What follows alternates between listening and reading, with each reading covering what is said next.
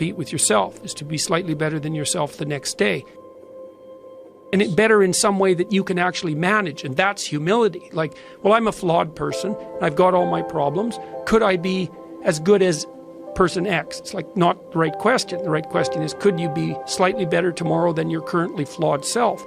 And the answer to that is, if you have enough humility to set the bar properly low, then you could be better tomorrow than you are today.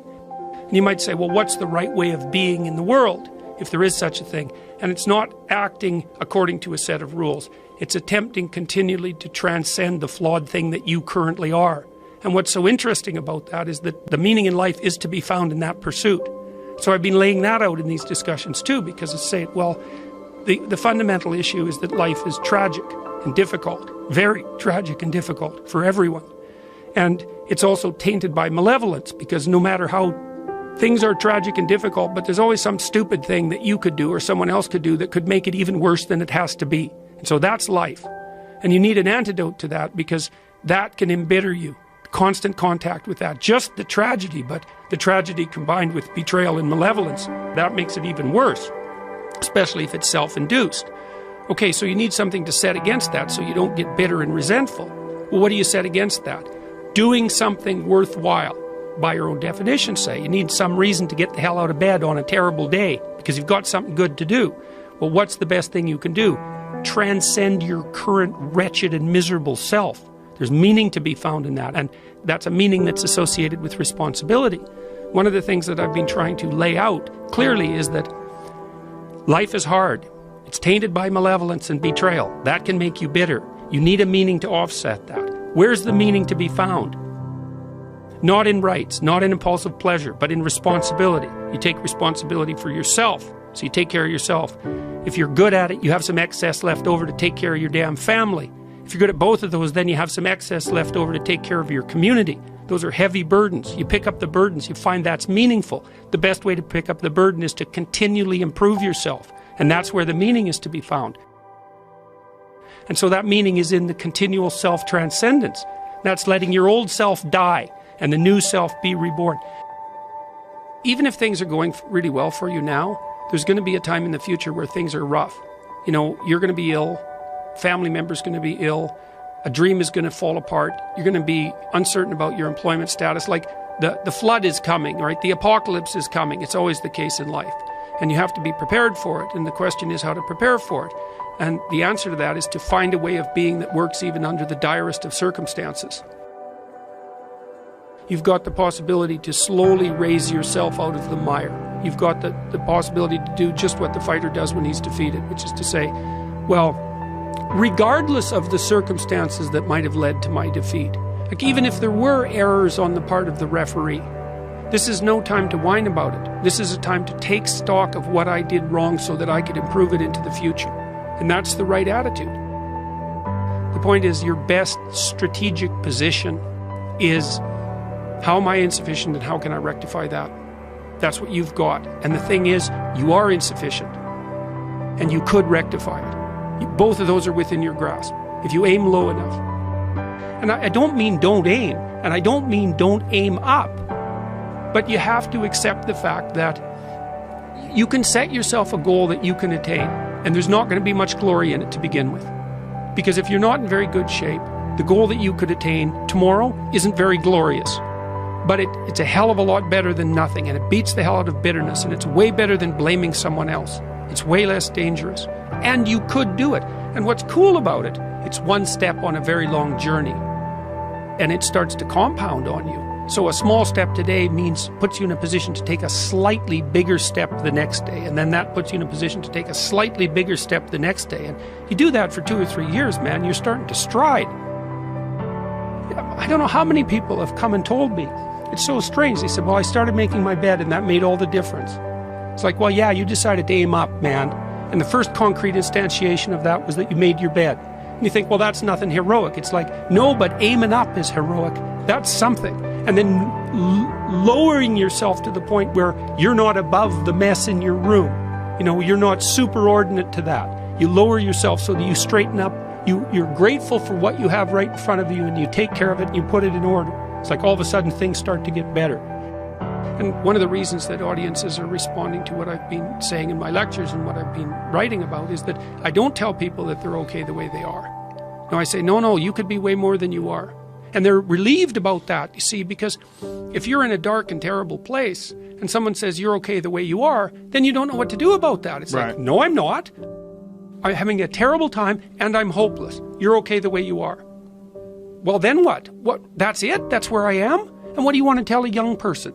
You're 17. You're okay the way you are. It's like, no, you're not. You got 60 years to be better. And you could be way better. You could be incomparably better across multiple dimensions. And in pursuing that better, that's where you'll find the meaning in your life. And that will give you the antidote to the suffering. This is the trick, though. You have to pick a path of discipline. What path of discipline you have to pick is a different issue. So there could be a rule. The rule might not be follow this rule. The rule might be you have to follow some rules. So it's a meta rule. And the meta rule is you have to discipline yourself. And the issue is, well, how? That's not really the relevant question. You can pick a disciplinary path. That's why I often tell my clients, especially young people, they say, well, I don't know what to do. It's like, that's okay. Nobody does. Go do something. Do the best thing that you can think of. Put the best plan you have into practice. It's not going to be perfect, and it will change along the way. But it will change partly because you become disciplined pursuing the path. And as you become disciplined, you become wiser. And as you become wiser, you become able to formulate better and better plans. So you can start vaguely and confused and develop a plan that's not so great, and you start to implement it. And then you accrue incremental wisdom as you implement your flawed plan. And that enables you to fix the plan. And so that's part of that process of incremental self-improvement as well. So then the question came to me, do I believe in God? And I don't like that question. And people have complained at me a lot, and I'm sure they have their reasons because they don't like my answers, you know, and I have two answers. They've kind of become stock, which is not a good thing. But they're the best approximate. I can't figure out why I don't like the question exactly. I had three sort of burgeoning hypotheses. One was, it's none of your damn business. That's the first one. So it's like a privacy issue. Like it seemed to me to be a question that was too private to be answered properly. And so, you know, you could consider that a cop-out, and maybe it is. And then another one was, well, what do you mean by believe? Like, do you mean the words? Do you mean to say the words, I believe in God? Does that indicate that you believe in God? Like, I don't know what you mean by believe exactly, because, and that's got me in trouble too, because, you know, people think that attempting to clarify the meaning of words is an attempt to escape from the question when it's actually an attempt to specify the question. I mean, is what you believe what you say or what you act out? Now, you know, I would say to some degree it's both, but if push comes to shove, as far as I'm concerned, what you believe is what you act out, not what you say.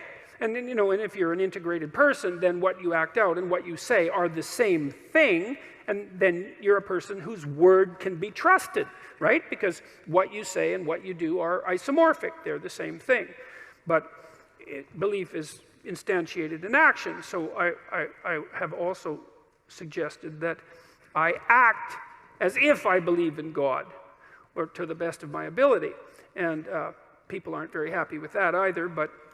And then the third is that I'm afraid that he might exist, which I think is the most comical of the three answers and perhaps the most accurate one. But then I was thinking about this today when I was thinking about what I might talk to you guys about. And I thought, well, let's go into this a little bit more. Let's say you do believe in God. You say, I believe in God. It's like, okay, well, that's hypothetically pretty impressive, I would say. It's like you believe that there's a divine power that oversees everything, that is fundamentally ethical, that's watching everything you do, and you believe that. And so what effect does that have on your behavior if you believe it? Does that mean that are you all in on your beliefs? Are you sacrificing everything to this transcendent entity that you proclaim belief in? Have you cleansed yourself of all your sin, let's say? Are you making all the sacrifices that you need to make? Like, have you taken the mote out of your eye? No. Or are you in the same situation, let's say, that the Catholic Church seems to be in right now? Just out of curiosity, it's a good time to bring that up, since the Pope seems to be concerned with what's been happening with the Catholic Church, given the endless pedophilic scandals, let's say, which seem rather serious in my estimation, and might have been something that was cleaned up perhaps 100 or 1,000 years ago. And it's being taken seriously perhaps now, and perhaps not, because it's not so easy to determine exactly what it would mean to take that seriously. And you might say, well, are all the people who are committing these heinous actions and then covering them up, if you ask them, well, do you believe in God? What are they going to say? Well, you'd think the answer would be yes, given that they're like priests, and yet, what's the evidence? Well, the evidence isn't exactly so clear that the mere statement, let's say, or the mere acting out of the ritual, let's say, and I'm not trying to denigrate the statement or the ritual, but I'm pointing out that that's no indication of you're right to say that you believe, because you got to, and I think this is why it's bothered me to answer this question. It's like, well, what right do I have to say that, to make that claim? I believe in God. Well, what's the claim? Is that the claim that I'm a good person somehow? Because you'd think that if you believed in God, actually, like seriously, that you'd be a good person, like right now, because, well, for obvious reasons, I would think. And so if that hasn't happened in some sort of miraculous sense, so that you're the best person you could possibly imagine being on an ongoing basis, and terrified of deviating from that path in a serious manner, then I don't see why you have the right to say that you believe in God. You know, one of the things Nietzsche said about Christianity, he was a great critic of Christianity, although also a great friend in a very peculiar way, in that sometimes your best friend is the one who points out your weakest properties, let's say. He said, as far as he was concerned, there was only one Christian, and he died on the cross. And that's a, you know, perhaps an extreme statement, but one worth giving some consideration to. It's like, well, then you look at what are you called upon? Let's say if you're going to proclaim yourself as a believer, you know. And I thought about this a lot as I've gone through the Old Testament. I did a bunch of lectures last year, and so what are you called upon? Well, you're called upon initially to act out the spark of divinity that's within you by confronting potential with the logos that's within you, which means to take the opportunities that are in front of you, the potential future, and to transform it into the present in the best possible way, using truth and courage and careful articulation as your guide. So that's the first thing you're called on to do. That's a major deal there. That's a tough one. And then the second is to make the proper sacrifices. That's the Cain and Abel story. Is like you want something, you genuinely want it, you want to set the world straight, then you let go of what's necessary and you pursue. You let go of what isn't necessary, no matter what it is, no matter what it is. And then you pursue what's necessary, and then maybe you sacrifice your children to God. That was the story. That's one of the next stories that comes up, of course, and you think, well, that's pretty damn barbaric, and the way the story's laid out, of course it is, but that isn't exactly what it means. It means that what you try to do when you raise children is that you try to do everything you can to impress upon them by imitation and by instruction and by love and by encouragement that they are crucial beings in the world whose ethical decisions play an important role in shaping the structure of reality itself, and that they have the moral responsibility to do that. And you get your ark in order, that's your family, let's say, so that when the storms come, you can stay above water for the 40 days of flooding, and you're capable of leading your people through the desert when the desert makes itself manifest, and you can escape from tyranny properly because you're wise enough to see it, and you take the full burden of being on yourself, all the suffering that's that's part and parcel of that. You accept that voluntarily, let's say, and you do everything you can to confront the malevolence that's part of you and that's part of the state and that's part of the world. And you make a garden around you. That's the paradise, a walled garden. It's a walled, well-watered place, so the forces of nature and society exist together in harmony, and you place your family in that so that they can live properly. And you treat your enemy as if he's yourself, and the same with your brother. And, well, then you can say, then maybe you can say, maybe then you have the right to say that you believe in God. Otherwise, maybe you should think twice about it. Because, you know, there's a line in the New Testament that Christ himself says. Two of them, I should read them too, because they're very relevant to this. I guess I could paraphrase them. A rich man comes up to Christ and says, good leader, good Lord. And he asks him a question about how it is that he should be a good person. And Christ says, don't call me good. There's no one that's good but God. And, you know, that's worth thinking about. I mean, the one person that in principle, in our ancient stories, had the right. You know what we're going to do? Make America great again. That's what we have to do. We have no choice. We have to make some direct connection between himself and the divine, was unwilling to do it when challenged. And so it might be reasonable to assume that each of us could be much more cautious about making that sort of statement bluntly when we're asked. And then the other line is, not all those who say, Lord, Lord, will enter the kingdom of heaven. Got that about right? Which means something approximating, just because you make a claim to moral virtue, let's say, your belief in God, which I can't see how you can make a higher claim to moral virtue than that. You know, I mean, agnostic, atheistic, I don't really care. The point is something like this. Imagine something of ultimate transcendent value. I don't care whether you believe in it or not, but imagine that something like that exists. And then you swear allegiance to it, which is to say, I believe in this. I mean, there's a heavy moral burden that comes along with that, just to allow yourself to utter the words without feeling that you should be immediately struck down appropriately by lightning. And so, well, and so I think that's why that question makes me uncomfortable.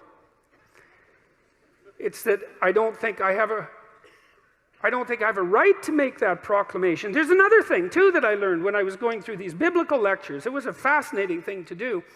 It was the story of Jacob, who became Israel. And Jacob was a real trickster, you know. He was a morally ambiguous figure, to put it mildly. I mean, he tricked his older brother out of his birthright, and he was full of tricks, and he had a lot of tricks played on him too, and maybe learned something as a consequence. Anyways, after running away from his brother, who had murderous thoughts, and for good reasons, for like about 20 years, maybe it was only 14, but doesn't matter, it was a long time, he decided that he would go back and try to make peace. And he came to this river. He sent his family across the river along with his belongings, and partly as an offering to his brother, a peace offering. And he had a dream, visionary experience, hallucination, God, who knows what it was.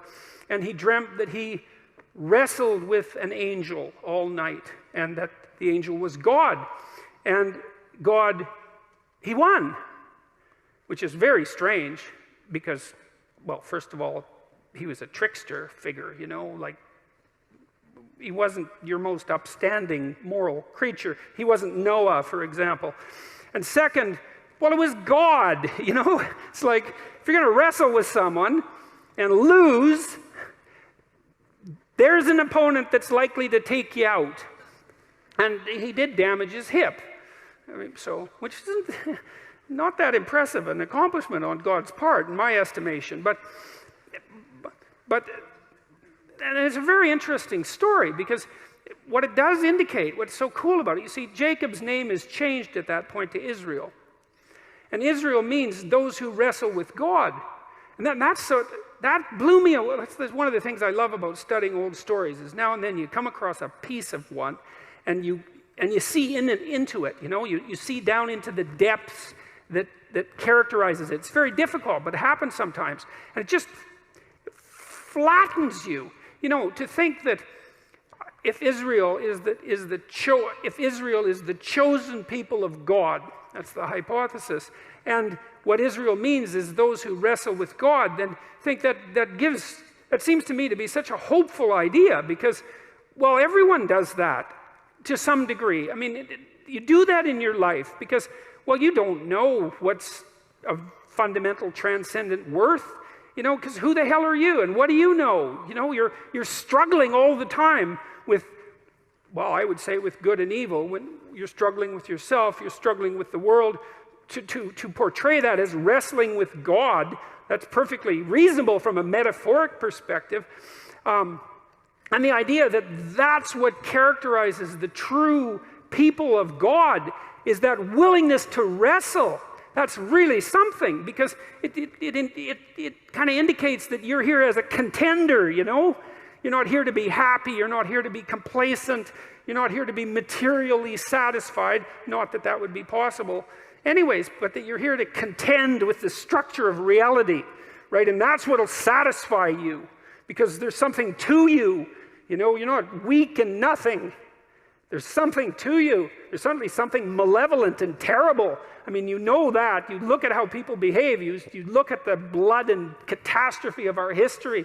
You can certainly see the absolute hellish depths of the human soul, but there's something that takes root in that and grows up out of that that's absolutely magnificent beyond belief, and that's looking to contend. And I've often thought that I've been fortunate in my marriage, because you think, well, you get married and you live happily ever after. It's like,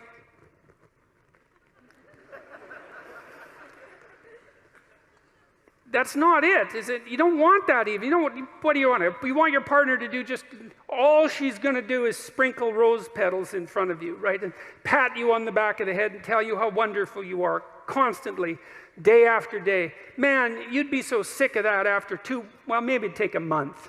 But let's say 2 weeks. You'd be, because she should be more on the side of who you could be than on the side of who you are. And if she's deluded enough or terrified enough to worship you in your current form, then, well, that doesn't say much for her. And it certainly isn't very helpful for you. You want someone that's going to get in the way now and then, and to contend with. And I've been fortunate in my marriage because I have someone to contend with. We have our discussions, and they're not easy. Well, partly because we have hard problems to solve, because life is full of hard problems. I want someone who will stand up, and have her say, even if it's not what I would say. And maybe I'm even willing at times, because she's quite intuitive and a good dreamer, and I'm more facile verbally. And so we have to be careful in our relationship, because if I'm in a particularly ornery mood and she has something to say, I can usually slice up her arguments verbally, And that's fine as far as I'm concerned, because I get to win. But it's stupid. Well, it's stupid. It's, first of all, that doesn't mean I'm right. It just means I can formulate verbal arguments slightly faster than she can. But her intuitions and her dreams are often extraordinarily accurate. And so we've learned to some degree, to buttress each other's arguments just on the off chance that the person that you were foolish enough to marry might know something you don't now and then about something important,